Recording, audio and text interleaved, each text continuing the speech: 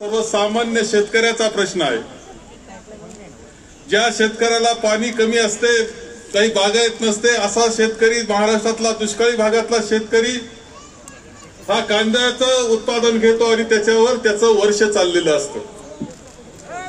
आता पाहतोय आपण महाविकास आघाडीचं सरकारवर लक्ष झालेलं आपल्या सगळ्यांना दिसतं आहे।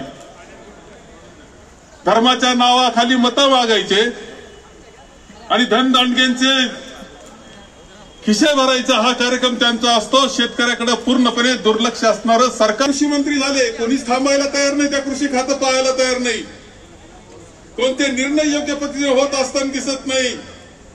खताचे बाजार वाढलेले आहेत, युरिया मिळावं म्हणून 2-2 किलोमीटरच्या शेतकऱ्यांच्या रांगा झालेल्या आपण पाहिल्यात।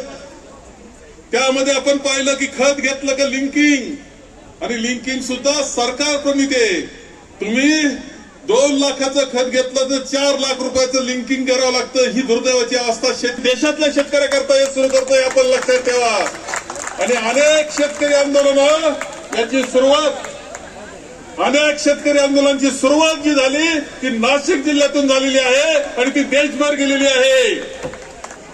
कोणता भ्रष्टाचार त्यामध्ये चालू आहे आणि हा भ्रष्टाचार पूर्णपणे निषेध आहे, तुमची तर स्थिर करण्याकरता आहे। भाव मिळाला पाहिजे, महत्वाचं पीक आहे। चांदवड तालुक्याची जी अख्खी प्रगती आज दादाजी दिसत आहे, याच्या पाठीमागे कांदा पिकाचा मोठा हातभार आहे। म्हणजे ही गोष्ट अमान्य करून चालणार नाही। काँग्रेसच्या काळामध्ये कांदा पिकाचे दर स्थिर होते, आज मात्र तशी परिस्थिती राहिली नाही। आज नाफेडच्या खरेदीमुळे त्यासाठी नाफेड सारखी संस्था ही थेट कांद्याच्या खरेदीमध्ये उतरणे अपेक्षित होतं, पण नाफेडनी फार्मर प्रोड्युसर कंपनीचे आरोप आहे। नाफेड सारखी जी संस्था आहे हिने थेट कांदा। महाराष्ट्र राज्याचे काँग्रेस पक्षाचे ज्येष्ठ नेते, माजी कृषी मंत्री, माजी महसूल मंत्री, माजी शिक्षण मंत्री आदरणीय साहेबांच्या समवेत या ठिकाणी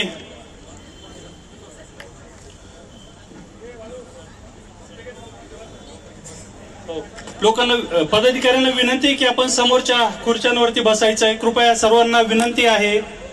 थोरासाहेब त्याचबरोबर महत्वाची भूमिका होती ते महाराष्ट्र प्रदेश काँग्रेस कमिटीचे उपाध्यक्ष राजारामजी पानगावणे साहेब, दुसरे उपाध्यक्ष शरदरावजी आहेर, आपल्या जिल्हा काँग्रेसचे,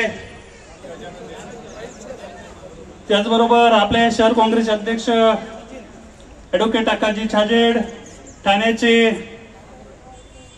इगतपुरीचे उमेदवार लकीभाऊ जाधव, जिल्हा युवक काँग्रेसचे अध्यक्ष गौरवजी पानगावणे, किरणजी जाधव, स्वातीताईजी ठाकूर, अखिल भारतीय युवक काँग्रेसची म्हणून सचिव म्हणून ज्यांची आताच नियुक्ती झाली ती स्वप्नीलजी पाटील, जिल्हा परिषदेचे माजी उपाध्यक्ष काँग्रेस पक्षाचे नेते दिगंबरजी गीते असेल, विद्यार्थी असेल, महिला असेल, सर्वच पदाधिकारी आणि प्रमुख कार्यकर्ते आजच्या या शेतकऱ्यांची अपेक्षा होती की ही खरेदी मार्केट कमिटीच्या आवारामध्ये जर झाली असती तर शेतकऱ्याला त्याचे 2 पैसे करता येत नाही। या आपल्या सभेच्या माध्यमातून मी अशी विनंती करतो केंद्र सरकारला नाफेडच्या वतीनं की अजून 3 लाख मेट्रिक टनाची एनसीसीएफला आणि नाफेडला कांदा दिला, आणि ज्या शेतकऱ्यांनी खुल्या बाजारामध्ये मार्केट कमिटीमध्ये कांदा विकला त्या प्रत्येक शेतकऱ्याला,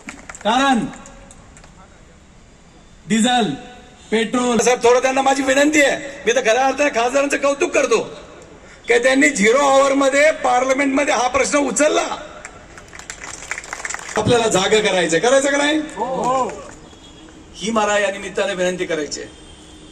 माझी विनंती आहे परत, या वर्षी आतापर्यंतचा पाऊस बरा आहे, उन्हाळा कांदा मोठ्या प्रमाणावर आहे, परंतु येणारा लाल कांद्याचं लागवडीचं प्रमाण देखील हे कदाचित ऐतिहासिक राहण्याची शक्यता आहे। कारण जो शेतकरी कांदा पिकवतो ना तो शेतकरी अत्यंत दुबळा शेतकरी असतो, आणि विशेषतः लाल कांद्याचा शेतकरी अत्यंत लहान शेतकरी असतो। वरच्या पावसाच्या पाण्यावर तो कांदा पिकवतो। तुम रुको, हमारी सरकार आने दो, 2022 तक किसानों की आमदनी सरकार यासाठी देखील करायचं आहे। आता शेतकऱ्याचं उत्पन्न दुप्पट काय, परंतु शेतकऱ्याचं उत्पन्न दिवसेंदिवस कमी व्हायला लागलंय। आज 1 एकर कांदा जर पिकवायचा असेल तर त्याच्यातनं उत्पन्न निघतं साधारण 100-150 क्विंटलच्या आसपास आणि खर्च होतो 2 लाखाच्या पुढे एकरी. आज जर तो कांदा 1000, 1100, 1200 रुपये जर विकणार असेल तर आम्ही शेतकरी केंद्र सरकारला रिव्हर्स सबसिडी देतोय. आमच्या रिव्हर्स सबसिडीचं काय, हा देखील महत्वाचा मुद्दा आहे. त्यामुळे मी माझं सांगणं असं आहे की आमच्या शेतकऱ्याला कमीत कमी क्विंटल मागे 1000 रुपये डबल नका देऊ. 40 रुपयाला मिळत होती ती आज 700 रुपये झाली. वाज वाटाळ्या हर हर मोदी घर घर मोदी.